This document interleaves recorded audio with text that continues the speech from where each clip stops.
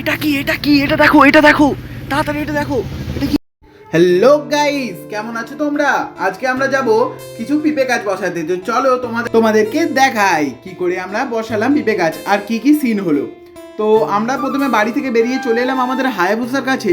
তো বাপি এখানে কিছু পিঁপে গাছ নিয়ে রেডি হয়েছিল আর আমরা গাড়িতে করে চলে এলাম সোজাসুজি আমাদের ডাঙার কাছে। তো দেখতে পাচ্ছ এইসব পিঁপে গাছগুলো বসাবো আমাদের ডাঙায়। আমরা ভেতরে আস্তে আস্তে প্রবেশ করলাম আর এই যে পিঁপে গাছগুলো প্রথমে একটা গর্ত খুলে ভালো করে প্রথমে পিঁপে গাছ আমরা বসিয়ে নিলাম। বাপি এখানে দেখছিল যে এখানে একটা পিঁপে গাছ বসানো যাবে কিনা, কারণ তোমরা দেখতে পাচ্ছ এখানটা অনেক বন জঙ্গল মতো হয়েছিল। আর এটা আমরা প্রথম পিঁপে গাছটা যেটা আমরা বসিয়েছিলাম ভেতরে।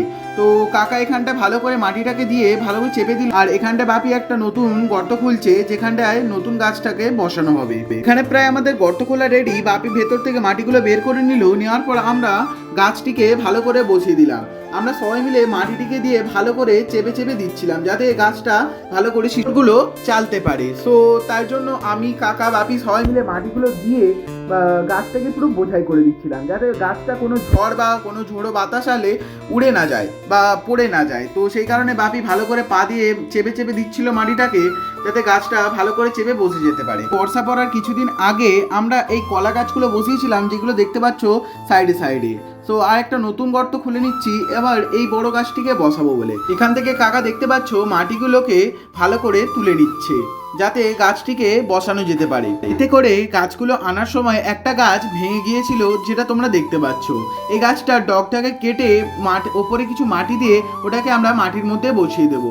সো এখানে দেখতে পাচ্ছ কাকার মাটি তোলা প্রায় কমপ্লিট আর এখানে একটা নতুন গাছও আমরা বসিয়ে দিলাম আগের একই পদ্ধতিতে। দেখতে পাচ্ছ যে গাছের কিছু ডাল আমরা ভেঙে দিয়েছি যার কারণে গাছটি ভালো করে হয়ে যেতে পারে। কাকা এখানে শাবলটা নিয়ে নিল, নিয়ে আর একটা নতুন গর্ত খুঁড়ছে যেখানটায় আর নতুন যে হাট থেকে গাছগুলো কিনে আনা হয়েছিল সেগুলো বসাবে বলে। বাবা ওই গাছগুলোকে প্যাকেট থেকে বার করে ব্লেড দিয়ে কাটার পরিকল্পনা করছিল। আর দেখতেই পাচ্ছ গাছগুলো কত ছোট ছোট, যার কারণে আমরা ভেবেছি গাছের সাইডগুলো আমরা ঘিরে দেবো যাতে কোনো ছাগল বা গরু এসে গাছগুলোকে খেয়ে না নিতে পারে। বাপি তারপর আস্তে আস্তে বস্তাগুলো কেটে নিচ্ছিল ব্লেড দিয়ে, কারণ শিকড় যাতে না কেটে যায় গাছটি। তারপর বাপি আর কাকা মিলে গাছটিকে বসানোর জন্য ভেতর থেকে অনেকগুলো মাটি পড়ে গিয়েছিল সেগুলোকে কাকা ভালো করে তুলে নিচ্ছিল দেখতেই পাচ্ছ, কারণ মাটি একটুখানি বেশি না গভীর হলে গাছের শিকড় চালতে প্রচুর অসুবিধা হয়।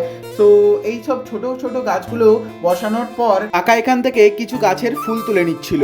গাছ বসানোর সময় আমরা এই মহাশয়ের দেখা পাই যেটা খুবই ভয়ঙ্কর দৃশ্য। আমরা প্রায় সব কটা গাছই বসিয়ে দিয়েছি ছোট থেকে বড়গুলো।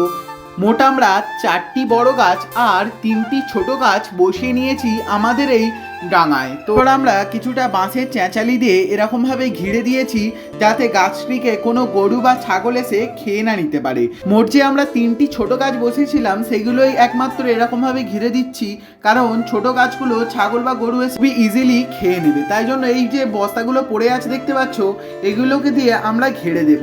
তো এখানে বস্তাগুলোর ওপর অংশটা কেটে দিয়ে ভালো করে আমরা ওই চেঁচালির মধ্যে ঢুকিয়ে দিচ্ছিলাম প্রত্যেক কটা গাছে। গাছগুলি এখন পুরোপুরি ভাবে সুরক্ষিত ছাগল আর গরুর থেকে। সো আমি আর কাকা এখন বাড়ির দিকে যাব। সো চলো যাওয়া যাক। তোমাদেরকে আমি পুরো গাছগুলো দেখাই। ওটা হচ্ছে প্রথম গাছ, এটা এদিকে হচ্ছে এটা সেকেন্ড গাছ আর ওদিকে হলো থার্ড গাছ যেটা তোমরা গোলাপি রঙের বস্তাটা দেখতে পাচ্ছ। মোট আমরা আজকে এই গাছগুলিকে কভার করতে পেরেছি। আমরা ডাঙা থেকে বাইরে চলে এলাম আমাদের হায়াবুসার কাছে সবকিছু সরঞ্জাম নিয়ে আমরা চললাম বাড়ির দিকে। তোমরা সাবস্ক্রাইব করো, একটুকুও ভুলো না। আর এদিকে দেখতে পাচ্ছ কতটা মেঘ করেছে, নির্ঘাত জল হবে আর গাছগুলি মাটির সঙ্গে ধরে যাবে। আমরা যাই বাড়ির দিকে, তোমরা করো সাবস্ক্রাইব, লাইক অ্যান্ড শেয়ার। ভিডিওটা কেমন লাগলো কমেন্টে অবশ্যই জানিও। টাটা।